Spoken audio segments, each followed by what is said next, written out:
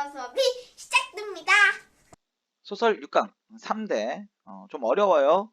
이거 오늘 설명하는 거 쭉 하고 나서 여러분들 지난번에 읽어보라고 했는데 잘 읽었는지 모르겠어요. 그래서 잘 설명하고 그 다음에 나중에 이제 문제 푸는 거는 한 번씩 필요한 것만 이제 하나씩 정리를 해둘 테니까 잘 살펴보세요. 사실 이거는 내용 확인하는 게 가장 중요해요. 봅시다. 돈 주고 양받는 사, 이것이 상훈에겐 일종의 굴욕이었다. 자, 상훈이라는 인물이 나와요. 3대 인물이 세 사람으로 나뉘는데 여기 이제 세 사람이 첫 번째가 누구냐면 조의관, 두 번째가 조상훈, 세 번째가 아이고, 세 번째가 조덕기. 이렇게 해서 3대가 돼요. 이 세 사람이 이제 나오게 되는데 이 중에 가운데 조상훈이라는 사람이에요. 자, 돈 주고 양반을 사는 게 굴욕이라 이거지. 그러나 조의관 아버지죠. 생각하면 이때껏 자기가 쓴 돈은 자기 부처님 물려준 천냥에서 범용한 것이 아니라, 자, 이게 아니라는 거야. 이게 아니야. 천냥에서 쓴 게 아니야. 부친이 물려준 천냥에서 범용 이러지 않았어요. 어떻게 써요? 자, 자수로 더 늘린 속에서 쓴 것이니까 내가 늘렸어. 자수성가할 때 쓴 자수야. 그리 아깝지도 않고 선고의 훈령에 대해서도 떳떳하다고 생각하는 것이다. 선고의 훈령, 선고는 누구? 돌아가신 부모님을 선고라고 불러요. 돌아가신 부모님, 돌아가신 조상, 흔히 선친이라는 표현을 쓰죠. 이렇게 얘기해 주면 되고요. 자, 저 잘나면 부모의 추증도 하게 되는 것인데 있는 좀 돈 들여서 양반되기로 남이 웃기는 세로에 그야말로 이현 부모가 아닌가 하는 용량이다. 뭔 소리인지 모르겠지. 저 잘나면 부모의 추증, 부모가 부조, 그러니까 그 아버지나 조상, 저 할아버지가 더 이렇게 잘 되게 이렇게 하는 것도 하는 건데 돈 좀 들여서 양반이 되는 건 남이 웃기는 세로에 남이 웃기는 건 고사하고 그야말로 이현 부모가 아닌가. 이현 부모, 이거 뭔지 모르죠. 어디에 나오냐면 수학에 나와요. 수학원에도 잠깐 나오는데 마지막에 효도의 마지막이 부모를 현적해 합니다. 뭐 이런 게 나오거든요. 이현 부모, 부모를 드러나게 한다 이런 뜻이야. 즉 내가 진짜 효도하는 거 아니냐 이런 얘기인 거지. 어쨌든 4,000원 돈을 바치고 조상 신주 모시듯이 빵빵 조씨 대동보소는 족보입니다. 의 문패를 모셔다가 크나큰 문전을 달고 빵빵 조씨 문중 장손파가 자기란 듯이 버티고 족보까지 받게 되고 나니 이번에는 빵빵 조끼래 오타다 조씨야. 자, 중시조인 빵빵당 할아버지의 산소가 수백 년 내에 말이 아니게 되었으니 다시 치산 산소를 잘 정리하고 그 옆에 묘막보다는 큼직한, 옛날로 말하면 서원 같은 것을 짓자는 의논이 일어났다. 뭐인 중에요? 중시조인 빵빵당 할아버지의 산소가 문제가 있어. 별로 안 좋아. 관리가 잘 안 돼 있어. 옆에 움막 같은 거밖에 없고. 그래서 어떻게 해야 돼? 다시 정리를 좀 하자. 이런 얘기가 나온 거지. 지금 상훈이, 자, 조의관 아들이죠. 창훈더러 일거리가 없어져가니까 또 새 판으로 일을 꾸민다고 비꼬는 말이 일을 두고 하는 말이다. 일을 두고 하는 말, 어떤 것을 두고 하는 말? 아까 얘기했던 치산을 하고 소원 같은 것을 짓자는 의논. 이게 바로 이거예요. 무슨 얘기냐면 뒤에도 설명이 나오겠지만 밑에 이제 설명이 좀 나오겠지만 이런 상황인 거야. 지금 이 아저씨가 새로운 집안에 뭘로 들어갔어요? 족보를 사서 들어갔어. 근데 족보 사서 들어가고 나니까 어때? 이 집안에서 이 원래 있던 다른 조씨 집안이죠. 이 집안에서 돈이 많잖아, 이 집안에. 그러니까 뜯어먹을 게 되게 많은 줄 아는 거지. 여기로 뜯어먹고 저기로 뜯어먹고 이러고 있는 거야. 그러니까 이 아들은 조이관 아들은 조창훈이 사촌이에요, 사촌. 얘가 와서 자꾸 이렇게 이것도 해야 되겠습니다, 저것도 해야 되겠습니다 하는 게 자기가 이렇게 중간에서 이렇게 우리 흔히 이제 중간에서 빼먹는 거죠. 조창훈이가. 그러는 걸 조상훈이가 화를 내고 있는 거예요. 자, 제절 앞에 성물도 남 볼성사납지 않게 일신하여야 하겠고, 제절 앞에 그 제절이 뭐냐면 여기 설명이 있어요. 봐주세요. 그 산수 앞에 이렇게 평평한 부분, 절할 수 있는 부분, 성물 돌로 된 거야. 남 볼성사납지 않게 일신 새로 바꿔야 되겠고, 묘막이나 제의답이니 무엇 모두 합하면 한 1만 원 예산이 있어야 할 텐데 반은 저희들이 부담하겠지만 절반 5,000원은 아무래도 조의관이 내놓아야 하겠다는 것이다. 라는 게 바로 뭐예요? 세 판으로 꾸민 일이야. 응? 10,000원 예산 정도가 필요한데 얼마? 5,000원 정도는 있어야 된다. 얼마 들까요? 5,000원도 안 들어 내가 볼 때는. 그러니까 삥 뜯는 거지 얘한테. 삥 뜯는다. 자, 이 사람한테 뜯어먹는 겁니다. 자, 양자로인데 양자로 오타예요. 양자로 들어가면 재산 상속을 받을 권리도 있지만 없는 양부면이야 벌어서 봉양할 의무도 지는 것이다. 그러니까 작가가 다 설명해 주는 거야. 이 소설이 전지적 작가 시점이에요. 그래서 전지적 작가 시점이라 어떤 특징이 있냐면 작가가 여기 안에 있는 얘기를 다 해. 모든 걸 다 알고 있어. 그런 얘기도 나오는 거잖아. 양자니까. 누가 양자란 얘기야? 조이관이 양자인 거야 지금. 그러니까 우리가 집안에 신분 세탁할 때 뭘 제일 많이 했냐면 이 집안에 양자로 들이는 거야. 집안에. 응? 양자면 이 집안 사람이 되는 거니까 그걸로 이제 신분을 쭉 세탁하는 거죠. 근데 없는 양부모 어디? 이 조씨 집안. 그러니까 벌어서 봉양해야 된다 이거야. 조씨문 중에 돈 낼 만한 사람이 없고 또 버리지 않으면 모르거니와 버린 일인 바에야 시종이 여일하게 깡그러뜨려야 할 것이다. 시종여일. 시종일관과 같은 말이에요. 한자 성어야. 시종일관 그러면 처음과 끝이 같다 이거지. 깡그러뜨리다 마무리하다 이런 뜻이야. 그러나 5천원을 저희가 분담한 데야 그것에는 이 영감에게서 우려내려는 미끼로 하는 헛말 아까 얘기했잖아. 이거 5천원 아닐 거라고. 이 영감이 내놓은 5천원에서 뜯어먹으려고는 안 했으면 다행이나 원체가 뜯어먹자는 노릇인 다음에야 더 말할 것도 없는 일. 더 말할 것도 없이 어때? 다 뜯어먹을 거라 이거야. 진짜로 얼마 안 들 거라고. 어쨌든 문놈 이 사람 저 사람 드나들며 굽실거리고 노영감을 수석대기도 하지만 아무래도 못하겠단 말이 입에서 안이 나와서 울며 겨자먹기로 추수나면 내년 봄쯤 어떻게 해보자고 아직 밀어나오는 판이다. 돈 내서 안 냈어? 아직 안 냈어. 뭐 하자고 얘기하고 있는 거야? 울며 겨자먹기. 어쩔 수 없이 추수나면 내년 봄쯤 어떻게 해보자 이렇게 얘기하고 있는 거야. 내년 봄이래야 음력설만 세면 석 달이 못 가서 한식. 그러니까 금방 봄인데. 아 큰일 났네. 빨리 봄인데. 이런 얘기죠. 자 이제 누구 얘기로 갑니까? 조이관 얘기로 갑니다. 이 영감 조이관이죠. 인물 헷갈리지 마세요. 조이관에게 제일 신임 있는 창훈을 앞세우고 조창훈입니다. 친척이에요. 요새로 부쩍 조르고 다니는 것은 어서 급히 착수할 준비를 하여 한식 차례를 잡수게 하고 이눌러 일을 시작하자는 것이다. 창훈이를 앞세우는 무리들이 있는 거야. 창훈이 앞세우는 무리들이 그러고 있다는 얘기야. 그런데 자 그러나 영감로는 이렇게 쌀값이 폭락하여선 도저히 힘에 겨우니 좀 더 연기하였다가 추석에 나가서 착수하든지 또다시 내년 한식 때 의논을 해보자는 것이다. 밀고 있는 거야. 쌀값이 폭락했으니까. 요걸 핑계로 밀고 있는 거야. 영감도 결단코 어수룩한 사람. 멍청한 놈 아니라는 얘기죠. 어수룩이라니 거의 후반생을 산가지와 주판으로 늙은 사람이다. 산가지가 뭐냐면 그 저기 없나? 그치. 그 계산하는 거예요. 우리 계산기 같은 거라고 생각하면 되는데 그런 걸로 늙고 주판도 마찬가지고 그러니까 이런 걸로 늙었다는 얘기는 계산하는데 셈이 빠르다. 그 입속은 잘 차리다 이런 얘기인 거지. 속에서 쪼르륵 소리가 나면서 천냥 만냥 판으로 돌아다니거나 있는 집사람 구석에서 바둑으로 세월을 보내는 조가의 떨거지들 요 사람들. 창훈이도 그 중에 하나야. 다른 수단으로는 이 영감의 주머니 끈을 풀게 할 도리가 없으니까 족보를 앞장 세우고 삶고 굽고 하는 바람에 여기 삶고 굽고는 사람을 이렇게 꼬드기는 거 얘기하는 거예요. 조춤조춤 쓰기 시작한 것이 3천원 근 4천원을 쓰게 되고 보니 속으로 꽁꽁 앓는 판인데 누가? 조이관이 이런 게 안 보이니까 이게 좀 어렵거든 이 소설이. 조이관이 꽁꽁 앓고 있다고. 왜? 돈을 써서. 이 사람 돈 아까운 사람이라니까. 자, 또 빵빵당 할아버니가 앞장을 서서 5천원 놀래가 또 나왔어. 요새 한 3천원 그 4천원 썼는데 5천원이 또 나왔어. 그러나 5천원을 부른 사람도 그만큼 불러야 3천원을 우연히 생각하는 것. 얼마나?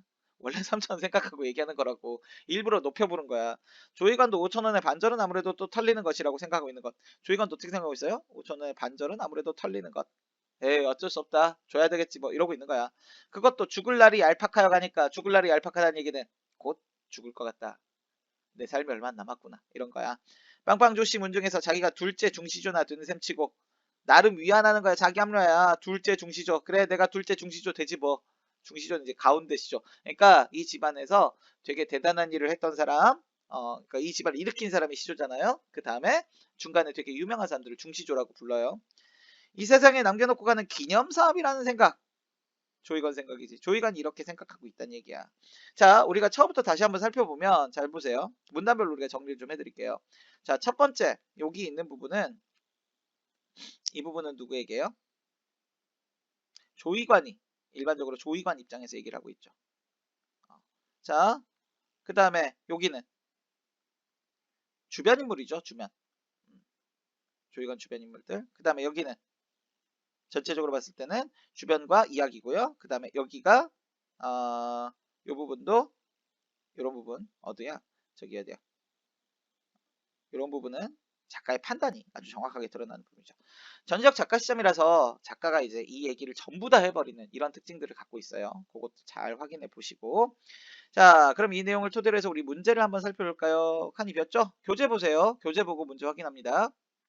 교재 65페이지 3대 문제. 첫 번째 문제부터 확인합니다. 윗글의 서술상 특징에 대한 설명으로 적절한 것. 자, 첫 번째 문제는 서술상 특징입니다. 네. 첫 번째 문제, 서술상 특징. 자, 우리 서술상 특징에서 포인트가 되는 부분들을 잘 봐주셔야 나중에 다른 선지에서 잘 써먹을 수 있어요. 자, 1번. 이렇게 커졌어. 1번. 작품 속, 작품 안 서술자가 자신의 이야기를, 작품 안 서술자가 자신의 이야기를 전달하는 거 뭐라 그래요? 작품 안 서술자니까 나 나오고 1인칭이죠. 자신의 이야기니까 주인공 시점이죠. 이거 뭐였더라? 전적 작가 시점. 그러니까 틀린 거야. 2번. 자, 주로 인물의 대화와 행동을 통해 각 인물의 성격을 드러내고 있다. 자주 나와요. 대화나 행동이 잘 드러나는지를 보시면 되는데 이 글의 대화나 행동은 자주 있어요? 대화 안 나오는 거 보여요? 대화 행동 없어요. 자, 이거 뭐라 그래요? 인물 성격에 간접 제시 혹은 극적 제시라고 부르죠. 개념은 기억해 두시고 안 나온다는 거. 그 다음 3번의 포인트. 작품 밖 서술자. 3인칭이네요. 맞아요. 인물의 내면 심리를 중심으로. 요거 중요해요. 내면 심리. 이 내면 심리를 드러내고 있는 걸 우리는 뭐라 그럽니까? 전지적 작가 시점이라고 부르죠. 이게 바로 전지적 작가 시점. 그래서 요 놈이 바로 정답이 되죠. 시점을 바로 정리해버리면 시점 이름을 그냥 얘기하면 되게 쉬울 수도 있는데 이렇게 얘기 안 하고 다른 거, 그러니까 이렇게 설명해버리는 경우가 되게 많을 수 있거든요. 이런 거는 조금씩 조심하면서 해보실 필요가 있습니다. 4번 작품 안 서술자와 작품 밖 서술자가 번갈아 등장. 오, 이거는 1인칭과 3인칭이 번갈아 등장해야 된다는 얘기인데 1인칭과 3인칭이 동시에 등장하는, 번갈아서 이렇게 등장하는 소설이 가끔 있긴 한데 이건 아니죠. 그 다음 5번 선지. 자, 빈번한 장면 전환을 통해. 자, 요것도 제가 설명할 때, 수업할 때 제일 많이 하는 얘기 중에 하나인데, 이런 게 이제 선생님들이 선생님들이 즐겨 쓰는 선지의 용어예요. 왜 이러니? 자, 봐요. 빈번한 장면 전환이라고 했거든. 빈번하다는 건 도대체 무슨 뜻이에요? 빈번한 장면 전환. 빈번하다는 건 적어도 최소 몇 번은 2번 이상은 나와야 된다는 얘기야. 어. 이걸 통해서 긴장감을 높이고 작품 속 갈등을, 긴장감, 갈등 이런 건 사실 뚜렷하게 우리가 이건 맞아, 틀려 이렇게 얘기하기 되게 어려운 개념이에요. 하지만 빈번한 장면 전환은 판단이 확실하게 가능한 거든. 그러니까 잘 판단해서 이거는 있구나 없구나 이런 걸 좀 판단해 보시라고. 네, 앞에 좀 시끌시끌했는데 네, 왔다 갔다 했는데 이거는 이제 나중에 좀 더 보시고. 자, 1번 문제 서술상 특징 문제 풀었습니다. 2번 문제 갈게요. 정답 확인했죠? 3번인 거 확인하세요. 자, 그 다음 2번 문제. 자, 윗글에 나타난 갈등 양상을 정리할 때 A부터 D에 들어갈 내용으로 적절하지 않은 것. 갈등의 이유를 우리가 정리하면서 조이관과 상훈의 관점을 정리했어요. 그러니까 우리는 여기서 갈등의 대결이 양상이 뭐냐면 조이관과 조상훈의 갈등이다. 이렇게 정리할 수가 있어요. 조이관과 조상훈이 갈등하는데 일단 두 가지 문제예요. 하나는 일단 쪽에 적을게요. 하나는 족보 문제가 하나 있고요. 족보. 그 다음에 조상우는 치산. 이렇게 두 가지 문제로 나누어 놓았습니다. 표에서 나눈 거니까 그대로 나눠서 갑시다. 자, 조이관은 족보에 대해서 긍정, 치산에 대해서. 자, 치산에 대해서 그냥 긍정은 아니에요. 그냥 긍정은.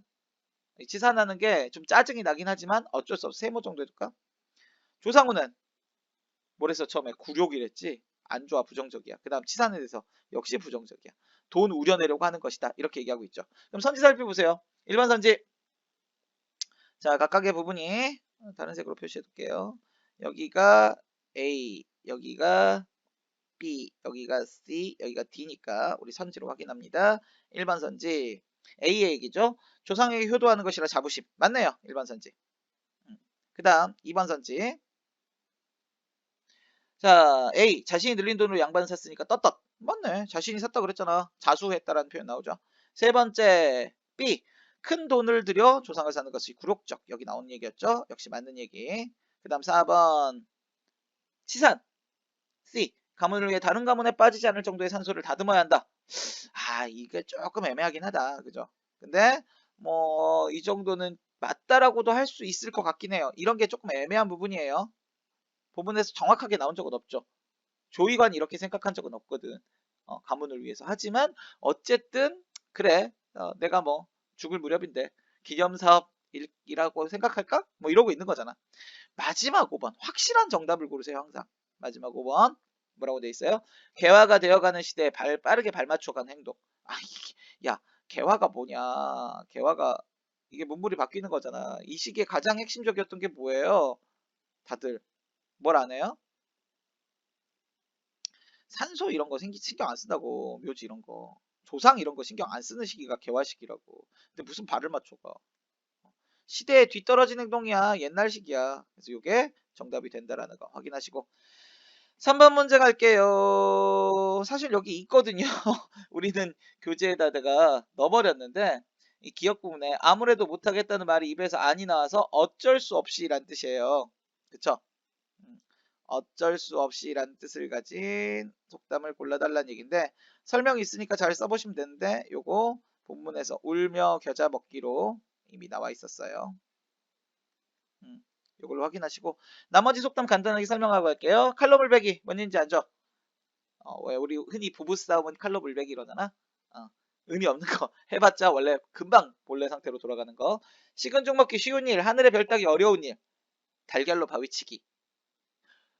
하루 강아지 범 무서운 줄 모른다 이런 속담의 형태이기도 합니다. 그래서 굉장히 어려운 일, 계란으로 바위 쳐도 바위는 깨지지 않는다 이런 얘기이긴 한데 근데 한 가지 중요한 건 이게 굉장히 무모함을 뜻하기도 하지만 굉장히 가상한 용기를 뜻하기도 해요. 여기서 한자성 하나 알고 갑시다. 당랑거철이라는 한자성어가 있어요. 당랑거철. 당랑은 우리가 흔히 수레를 사마귀를 얘기하는 거고요. 거철은 수레를 막았다 이런 뜻인데 사마귀가 수레를 막으면 그 수레가 막히겠어요. 사마귀 왜 서 있는 자세가 그 왜 사마귀 하나 지나가야 되나? 왜 이렇게 앞으로 팔을 이렇게 딱 들고 서 있는 거 같잖아. 그럴 때 사마귀가 이제 그 수레를 막는 것처럼 보인다는 얘기인데 중국 고사에 중국 옛날 얘기에 이걸 본 사람이 야 저건 뭔데 수레를 막냐? 그랬더니 사마귀라고 하는 곤충입니다. 이래서 저놈 참 가상하구나 뭐 이랬다는 얘기도 있어요. 그러니까 무모한 용기이지만 그게 아주 작은 씨앗이 될 수도 있다는 얘기죠. 그래서 요즘에는 가상한 용기, 무모한지 알면서도 이렇게 뛰어드는 정신 이런 걸 뜻할 때도 가끔 쓰입니다. 네, 여기까지 해설 일단 끝.